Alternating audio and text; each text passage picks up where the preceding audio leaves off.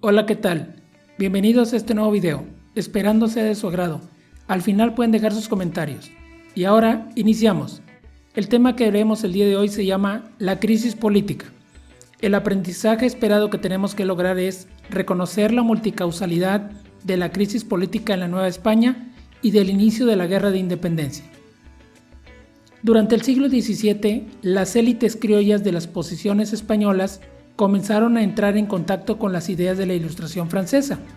Si bien el pensamiento ilustrado español fue menos radical y menos revolucionario, la presencia de las nuevas ideas sí generó reflexiones inéditas en torno a la naturaleza del poder del rey, a la función de las leyes y a la participación de los súbditos en la política del reino.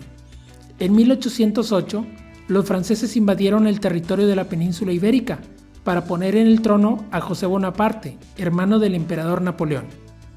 Esta situación generó que los españoles, incluidos muchos criollos americanos, desconocieran la legitimidad del usurpador francés. La invasión francesa a España desencadenó la Guerra de Independencia en aquella monarquía. Esta coyuntura fue muy favorable para los criollos americanos, que vieron la oportunidad para organizar gobiernos más autónomos de la metrópoli, mientras regresaban al trono el legítimo monarca español. En 1810, la agitación política de los criollos novohispanos hizo estallar el movimiento armado, que 11 años después dio lugar al México independiente. Bien, ahora hablaremos acerca de las ideas ilustradas en las posesiones españoles en América. Los Borbones españoles estuvieron muy influidos por las ideas de la Ilustración francesa.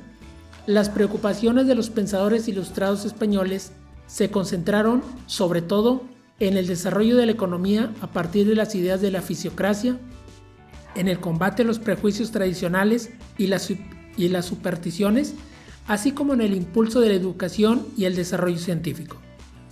Las ideas de la Ilustración española fueron conocidas por las élites más educadas de Nueva España.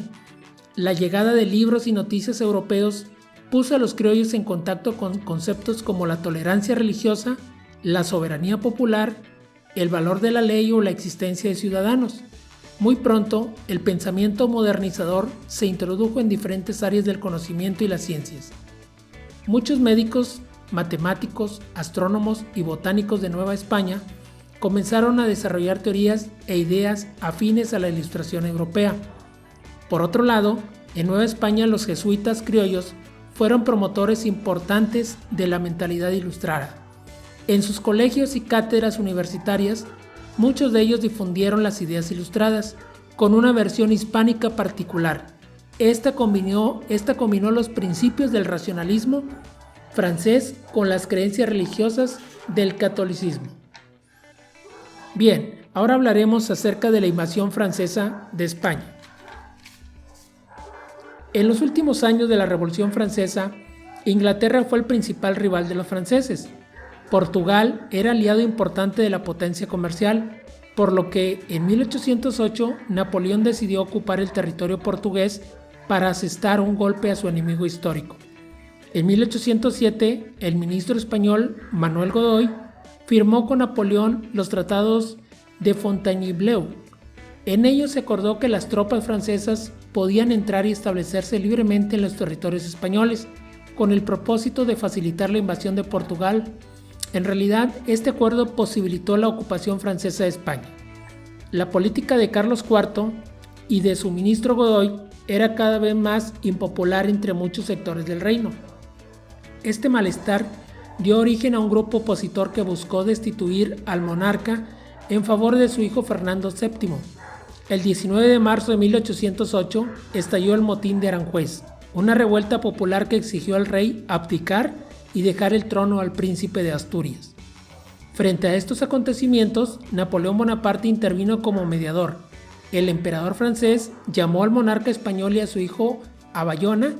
Allí les obligó a dejar el trono a su hermano José Bonaparte. Las abdicaciones de Bayona generaron gran descontento popular.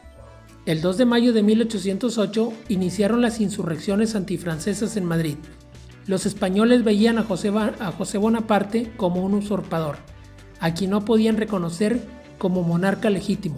Los levantamientos para derrocarlo se extendieron por el reino y así estalló la Guerra de Independencia en España.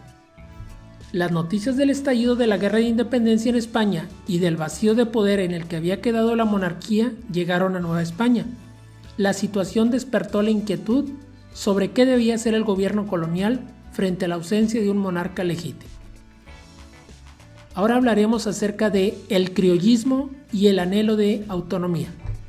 A falta de soberano, los criollos y peninsulares de Nueva España se preguntaron a quién debían obedecer. Las opiniones se dividieron en dos.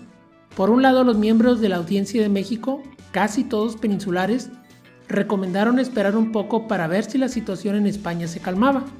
Su opinión era no modificar ni alterar el orden de gobierno en Nueva España y aguardar a que las cosas se resolvieran en la metrópoli. Sin embargo, los miembros del Ayuntamiento de la Ciudad de México, en su mayoría criollos, no opinaban lo mismo. Proponían que Nueva España organizara su propia junta de gobierno y que el ayuntamiento gobernara mientras Fernando VII regresaba al trono. En realidad, esta división de opiniones dejaba en claro una situación, la tensión que ya existía entre criollos y peninsulares del reino. Durante el siglo XVIII, los criollos novohispanos desarrollaron un fuerte sentido de identidad local. El esplendor cultural y la bonanza económica del reino los llenó de orgullo y de sentimientos de pertenencia al territorio americano. Poco a poco, los criollos habían comenzado a sentirse diferentes a sus padres españoles. El orgullo criollo o criollismo tuvo una de sus expresiones más importantes en el culto a la Virgen de Guadalupe. De acuerdo con la mentalidad religiosa novohispana de la época, María, la Madre de Dios, había elegido a Nueva España como su morada terrena. Esta elección era la muestra indiscutible de la riqueza y singularidad de un reino que sin duda debía ser favorito del Creador. Ahora continuaremos hablando acerca del golpe de estado que dieron los peninsulares. En 1808, Francia invadió España.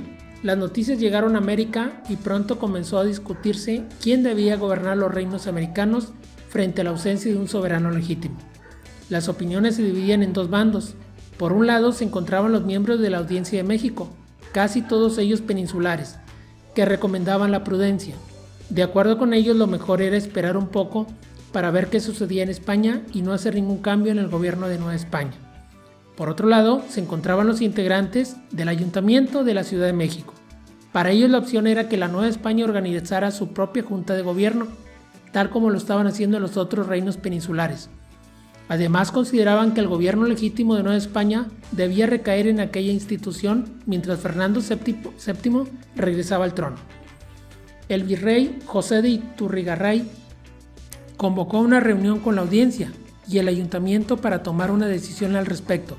La tensión entre criollos y peninsulares era evidente y después de arduas discusiones, el virrey apoyó al partido criollo del ayuntamiento y organizó una junta provisional novohispana.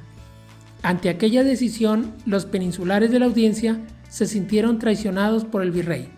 El 15 de septiembre de 1808, el hacendado español Gabriel de Yermo dio un golpe de estado contra el ayuntamiento y tomó preso al virrey Iturrigaray y a los criollos, Francisco Primo de Verdad y Juan Azcárate. Estos últimos habían estado involucrados en la organización de la Junta de Gobierno.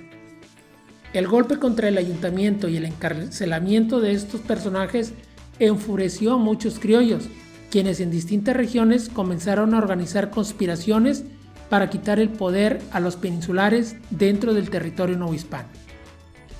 Bien, ahora hablaremos por último acerca de las conspiraciones y la insurrección de 1810.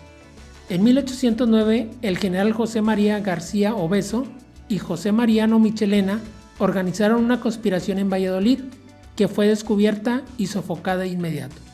Un año más tarde, en 1810, Ignacio Allende, Juan Aldama, el cura Miguel Hidalgo y los corregidores Miguel Domínguez y Josefa Ortiz de Domínguez fraguaron la conspiración de Querétaro. En ella se propuso crear una junta de abogados, regidores y eclesiásticos criollos con el propósito de que asumiera el poder mientras Fernando VII regresaba al trono como soberano legítimo de la monarquía española. Los conspiradores planeaban levantarse en armas en diciembre de 1810, pero sus reuniones fueron descubiertas, por lo que adelantaron la rebelión. En la madrugada del 16 de septiembre, el cura Miguel Hidalgo tocó la campana de la iglesia de Dolores para convocar al pueblo a levantarse en armas. En ese primer momento de la lucha, el movimiento solo buscaba quitar el poder a los peninsulares y conseguir que los criollos tuvieran acceso a los cargos políticos que les permitieran tomar decisiones de gobierno. En su convocatoria, Hidalgo reconoció la legitimidad de Fernando VII como monarca de Nueva España y en ningún momento planteó la independencia de dicho reino. Tampoco habló de la defensa de los sectores menos favorecidos ni expresó ningún tipo de reivindicación social. En su primera etapa, el movimiento fue una convulsión de las élites criollas que deseaban liberarse del dominio peninsular dentro del territorio mexicano. Hidalgo liberó a varios presos, quienes de inmediato se unieron a su contingente. Pronto se le sumó también el Regimiento de Dragones de la Reina, al mando del capitán Ignacio Allende. Los seguidores de Hidalgo avanzaron hacia Atotonilco. Allí, el jefe de movimiento tomó el estandarte de la Virgen de Guadalupe, que a partir de ese momento se convirtió en la insignia de los independentistas. A pesar de la ausencia de un verdadero ideario social, la gente pobre vio en el movimiento del cura Hidalgo la oportunidad para mejorar sus condiciones de vida. Para muchos, el padre Hidalgo era un mesías libertador que habría de terminar con el yugo de la miseria y el hambre. Las huestes del cura Hidalgo llegaron a Guanajuato, donde el descontrol de la masa enardecida propició robos, asesinatos y saqueos de las casas de los españoles de aquella ciudad. Allende reprobó que Hidalgo no hubiera hecho nada para detener al pueblo enfurecido. Allende y Aldama reprobaron la actitud del cura Hidalgo y decidieron quitarle el mando del movimiento. En su lugar, ambos nombraron jefe supremo de los ejércitos insurgentes a Ignacio López Rayón. A partir de ese momento se inició realmente la guerra entre los insurgentes y el ejército realista. En Coajimalpa, las tropas insurgentes se dividieron. Por un lado, Allende se fue a Guanajuato, mientras que Hidalgo se dirigió a Guadalajara. Además, este fundó el periódico El Despertador Americano, abolió la esclavitud y declaró que asesinar españoles era causa legítima del movimiento. En 1811, Miguel Hidalgo, Ignacio Allende, Juan Aldama, Mariano Jiménez fueron aprisionados en Chihuahua. Se les formuló un juicio político y, tras encontrar a los culpables, los fusilaron. Para escarmentar a las tropas insurgentes, los realistas decapitaron los cadáveres y expusieron las cabezas de los caudillos en la Alhóndiga de Granaditas, en Guanajuato. Bien, jóvenes, pero aquí no termina este proceso histórico. Recuerden que este fue solo el inicio con la primera etapa de la independencia de nuestro país. Aún nos faltan 2 etapas de conocer de nuestra independencia. Y por eso les digo que ¡viva México! ¡Viva México! ¡Viva México! Es así como termina este video, esperando haya sido de su ayuda para una mejor comprensión del tema. Deseándoles continúen trabajando con sus actividades en tiempo y forma. No se les olvide dejar sus comentarios o dudas abajo del video. Y recuerden que un pueblo que no conoce su propia historia está condenado a repetirla. Nos vemos en el próximo video. Hasta luego.